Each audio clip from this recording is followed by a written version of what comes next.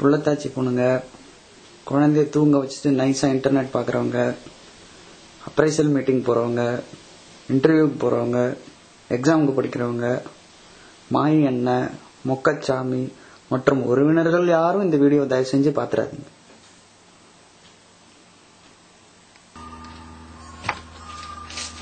Hi, thanks for sending so many emails that you really like the He She series. Very much like you, even I enjoyed writing the series, but beyond a stage, I got bored of it.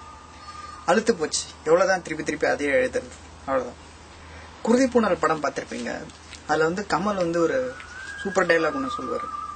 ஒவ்வொரு மனுஷனுக்கும் ஒரு braking point இருக்குது, அதுதான் இயற்கை நியதி அப்படின்னு அதுக்கு அடிக்கடி சொல்லுவார். அந்த படத்தில் எம்பசைஸும் பண்ணுவார்.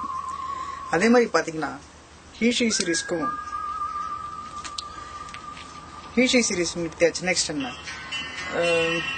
Something more hilarious, something which more people can relate to rather than just he and she or whoever is involved in a relationship, something more generic. அதே நேரத்தில் சில திலாலங்கடிங்க கேடிங்க நல்லவங்க வல்லவங்க அவங்க எனக்கு மெயில் அனுப்பிச்சாங்க.